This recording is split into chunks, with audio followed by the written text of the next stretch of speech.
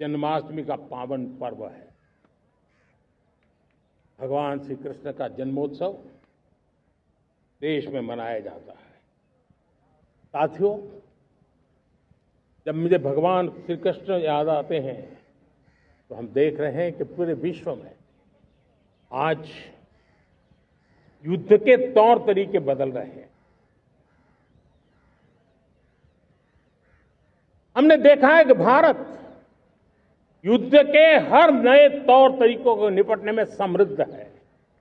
हमने ऑपरेशन सिंदूर में दिखा दिया है। टेक्नोलॉजी में जो भी महारत थी, पाकिस्तान ने हमारे सैन्य ठिकानों पर, हमारे एयरबेस पर, हमारे संवेदनशील स्थानों पर, हमारे आस्था के केंद्रों पर, हमारे नागरिकों पर मिसाइल्स, ड्रोन अनगिनत मात्रा में उन्होंने वार किया। देश ने देखा है, लेकिन देश को सुरक्षित रखने के जो प्रयास पिछले 10 साल में हुए हैं, उस ताकत का परिणाम था कि उनके हर हमले को हमारे जाबाजों ने और हमारी टेक्नोलॉजी ने तिनके की तरह बिखेर दी।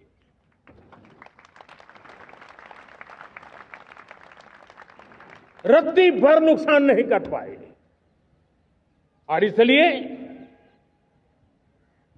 जब युद्ध के मैदान में टेक्नोलॉजी का विस्तार हो रहा है, टेक्नोलॉजी हावी हो रही है, तब राष्ट्र की रक्षा के लिए, देश के नागरिकों की सुरक्षा के लिए हमें भी, हमने जो आज महारत पाई है, वो महारत का और विस्तार करने की जरूरत है। हमने आज जो महारत पाई है, उसको लगातार अपग्रेड करते रहने की आवश्यकता है। और इसलिए साथियों, मैंने एक संकल्प लिया है। मुझे आपके आशीर्वाद चाहिए, कोटि कोटि देशवासियों के आशीर्वाद चाहिए, क्योंकि समृद्धि कितनी ही क्यों न हो, अगर सुरक्षा के प्रति उदासीनता बरतते हैं तो समृद्धि भी किसी काम की नहीं रहती। और इसलिए सुरक्षा का महत्व बहुत बड़ा है। और इसलिए मैं आज लाल किले की प्राचीर से कह रहा हूं, आने वाले 10 साल में 2035 तक राष्ट्र के सभी महत्वपूर्ण स्थलों, जिनमें सामरिक के साथ साथ सिविलियन क्षेत्र भी शामिल है, जैसे अस्पताल हो, रेलवे हो, जो भी आस्था के केंद्र हो,